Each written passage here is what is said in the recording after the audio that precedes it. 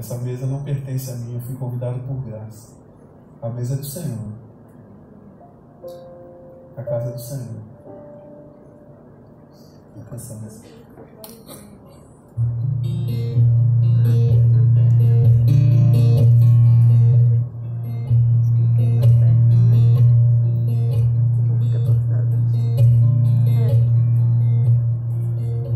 Fui convidado à mesa, larguei minhas defesas e vim reconhecer, não merecia estar aqui. Comigo eu trouxe amigos, felizes ou feridos, gente que escutou esse chamado e aceitou. E é tão bom saber que há lugar aqui. A graça nos chamou à mesa do Senhor. Há lugar na casa, há perdão na casa. Quando estamos juntos, nosso encontro é casa. Deus Pai, a esperança na casa, recomeço na casa, reunidos nele, o nosso encontro é casa de Deus Pai.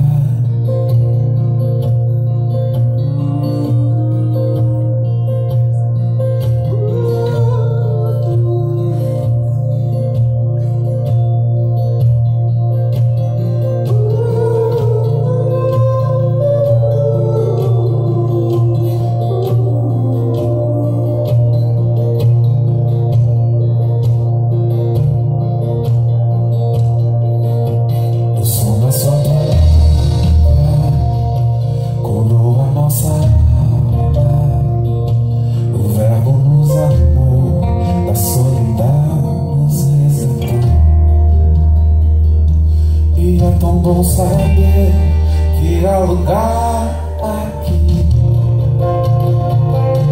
A graça nos chamou à mesa do Senhor. Há lugar na casa, há perdão na casa. Quando estamos juntos, nosso encontro é casa de Deus Pai.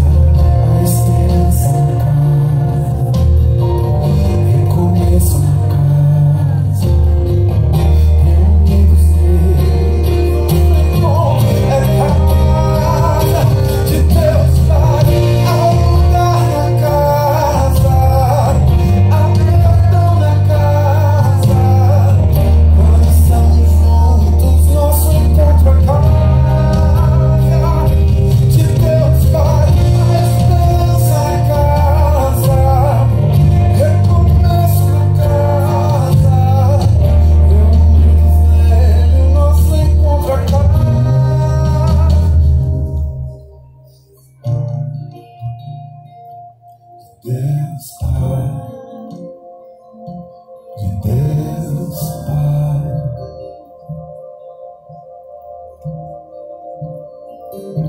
do meu Pai, do teu Pai,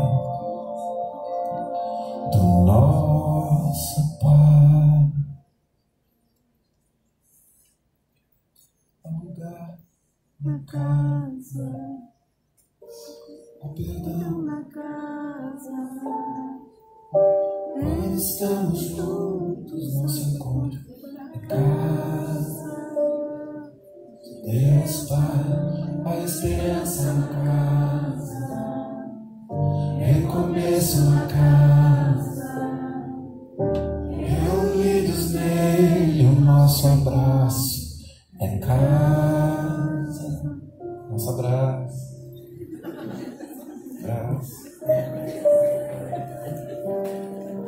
É aí onde Deus acolhe pessoas, sabe?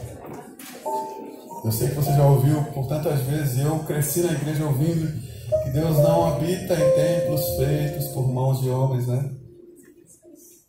A casa de Deus é esse ajuntamento de tijolinhos, são vidas, né? Então, por isso pode haver esperança no meio de um abraço. Ele disse: onde estivessem 2 ou 3 reunidos em nome dele, ali ele estaria, né? É a casa de Deus, a reunião de pessoas. Isso é maravilhoso. Eu sou casado com a Rebeca há pouco mais de 15 anos. E a gente, de um tempo pra cá, a gente sempre viaja, uma vez por ano pelo menos. Uma viagem bem chique. Olha Deus falando aí, né? E só para vocês não acharem que eu estou querendo me amostrar, como diria minha avó, a gente se programa para isso, a gente considera como prioridade. A gente não tem filho, então pagar a escola para filhos é muito caro, né? Então, como a gente não tem filhos, não porque não queiramos, mas porque o Senhor não nos deu, então a gente investe em algo que a gente considera muito importante para nós. No começo das nossas viagens eu viajava muito a contragosto, porque eu era um workaholic. Gostava muito de trabalhar, gosto ainda. Mas eu tinha muita dificuldade de encarar o descanso. Então a Rebeca foi muito sábia, porque ela propôs de uma forma que eu topei. Porque se fosse 30 dias de descanso, eu falei, não dá, não, de jeito nenhum. Então ela fracionou as nossas férias. E foi muito legal que a gente acostumou a viajar. Então toda vez a gente vai para algum lugar, de preferência em culturas diferentes. Por isso que eu conheci o Japão, foi numa oportunidade como essa. Então como eu viajo muito ministrando, cantando, a gente junta milhas e depois a gente vai lá e emite nossa passagem. Então a gente se programa para isso. Em uma das viagens a gente foi no estado da Califórnia, nos Estados Unidos, conhecer o estúdio da Warner. Alguém assistiu Warner aí? Confessa o pecado. Foi muito interessante aquela viagem, porque a gente passeou. Você entra lá e senta num carrinho de tipo de golfe, sabe? E aí eles vão fazendo uma tour. É o Warner que tem o Friends, né? Isso. A Rebeca ama Friends. E aí a gente foi passeando, tá? Em vários lugares. E eu fui ficando muito surpreso. Eu já contei isso em alguns lugares, com a perfeição daquilo que os meus olhos viam. Os monumentos pareciam muito reais, as casas pareciam muito de verdade. E assim, tudo era muito impressionante. E o tiozinho não posso chamar ninguém de tiozinho mais, né? O tiozinho do carrinho, ele ficava falando em inglês, e meu inglês é muito mequetrefe. Então eu entendia uma palavra em 150, então chegou uma hora que eu desliguei. Vou desligar a minha cabeça. A Rebeca tentava traduzir um pouco para mim, mas uma hora que eu desliguei, então no meu ouvido ficava assim a voz dele. Eu desliguei porque eu fiquei só observando as coisas. E aí foi muito doido isso, porque aí eu ficava muito impressionado com a perfeição das coisas. Até que a gente se deparou com um lago. Eu não tenho certeza, mas talvez eu tenha perguntado para a Rebeca. Esse lago é de verdade, né? Porque não é possível que o lago também não é de verdade. Aí ela perguntou para mim, falou, claro, aqui é tudo cenográfico, não tem nada, é tudo cenografia. E era de fato, era um piscinão, né? Mas adornado com folhas em volta, parecia um lago de verdade. Aquilo me chamou a atenção, porque enquanto aquela voz ficava, outra voz ficava falando mais ao meu coração.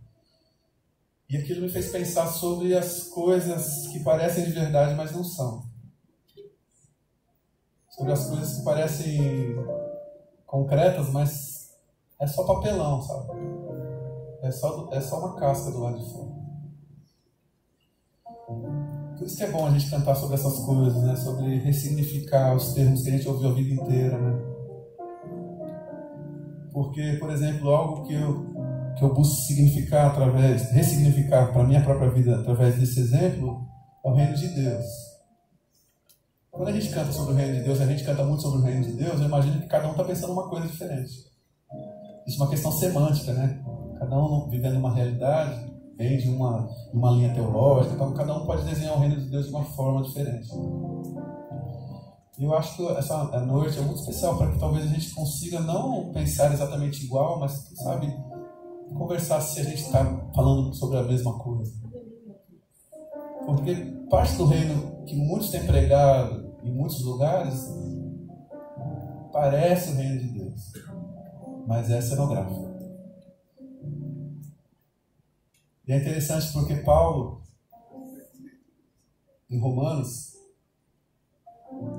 ele vai falar, Romanos 14, vou tentar achar aqui rapidinho.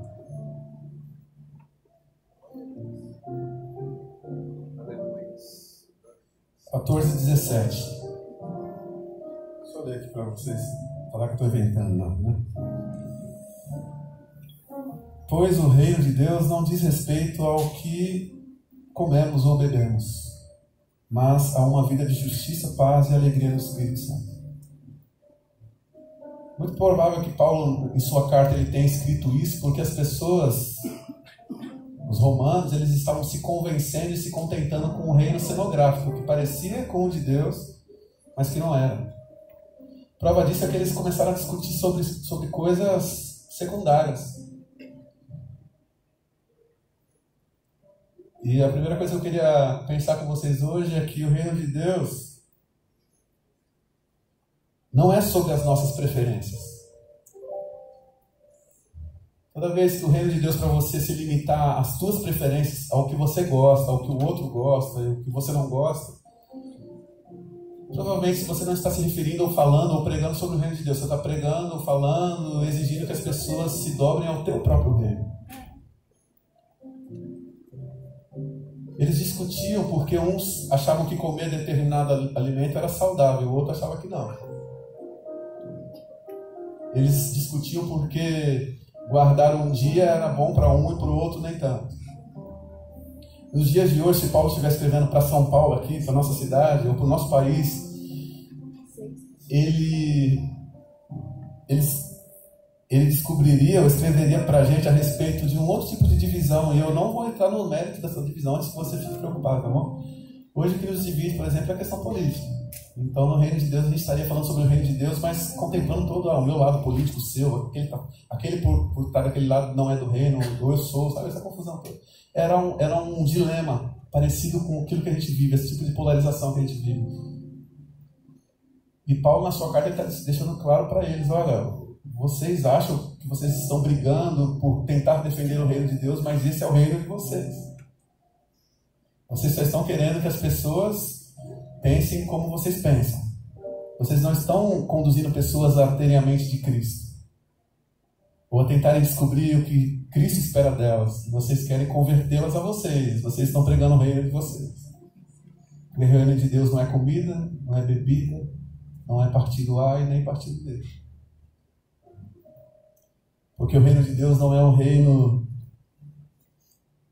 sobre as nossas preferências. Eu estou, acho que aos 43 anos, que é a minha idade hoje, eu nem pergunto se parece, porque já deu errado isso de alguma vez. Desde que eu falei, a menina falou, parece mais, e eu fiquei chateado. Eu já sofri, por exemplo, com a questão de preferências, quando as pessoas diziam para mim, ou tentavam dizer para mim, que tipo de louvor Deus gosta de ouvir, que estilo musical, qual a linguagem musical que agrada a Deus. E eu já briguei tanto por isso. Eu também. Todos nós, né?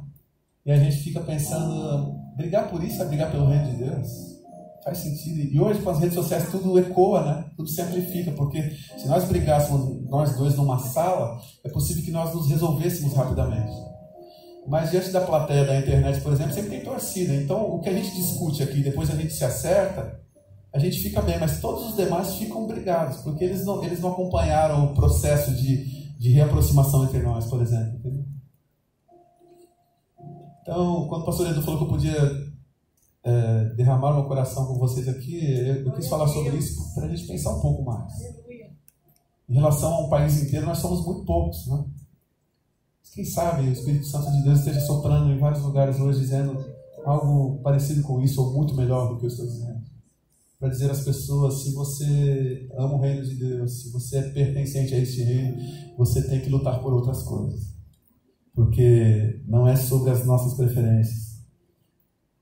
O reino de Deus é, na verdade, o que a gente deve pensar é muito mais sobre uma necessidade que é comum a todos. Aí sim tem a ver com o reino de Deus. E o Paulo vai falar para os irmãos em Roma que o reino de Deus não é comida nem bebida, mas é justiça, paz e alegria do Espírito Santo. É o que todo mundo quer. Como se ele dissesse, se vocês forem se esforçar por algo, gastar energia por algo, gastem por isso. Porque isso não vai favorecer o teu umbigo. Isso vai favorecer todo mundo. Vai convidar todo mundo para a mesa. E isso é muito maravilhoso. E essa é dos maiores desafios que eu tenho na minha vida hoje. É primeiro viver isso a cada dia e compartilhar através da arte, que é a ferramenta que o Senhor confiou em minhas mãos. Por muitas vezes eu estive perto de cair na tentação de me pronunciar diante de dilemas sociais ou políticos com um discurso. Eu sei que muita gente faz isso e às vezes é necessário. Mas no afã e na pressão de ter que fazer, por muitas vezes eu quase abandonei as minhas ferramentas para vestir a armadura de outras pessoas, sabe isso? Se é a arte, se é a música que Deus me deu, eu preciso trabalhar melhor as músicas. Então, quando alguém me pergunta qual é a sua posição sobre isso, quando eu tenho algum posicionamento, alguma música escrita, eu vou dizer assim, ouve essa música aqui, porque o que eu penso, como eu sou meio confuso às vezes para falar, na música eu acho que eu consigo explicar melhor o que eu estava querendo dizer. Não sei se eu estou confundindo o personagem, mas o Philip Yancey, no livro dele, Sons da Fé, ele conta sobre um poeta, não sei se é europeu, faz muito tempo que eu li esse livro, que ele escrevia muitas poesias porque ele acreditava que o belo transformava pessoas. Mas chegou uma época em que ele desacreditou nisso e ele começou a falar assim, olha, eu vou partir para o discurso, eu vou partir para os protestos junto com a massa, e não estou dizendo que isso seja errado, tá? Mas ele abandonou a ferramenta principal dele e partiu para o discurso literal.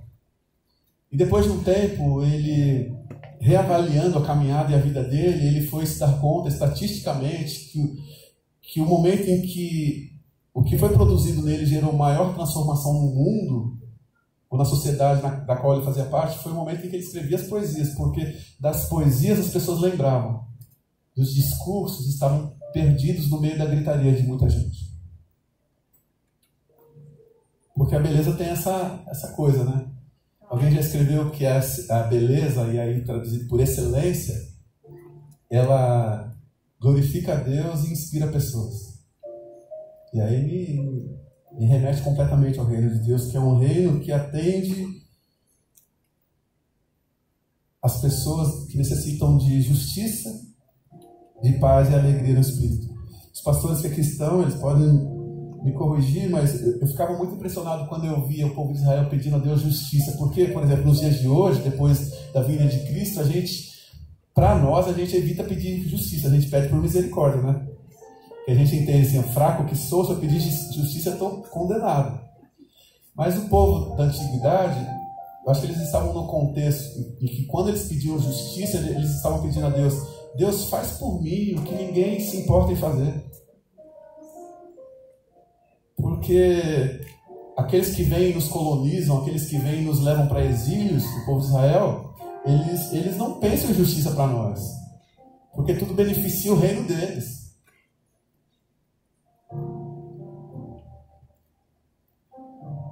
E talvez nos dias de hoje isso faça muito sentido, porque tem gente clamando a Deus por justiça, de forma equivocada, novamente a questão semântica. Uns estão pedindo justiça, mas na verdade estão querendo vingança.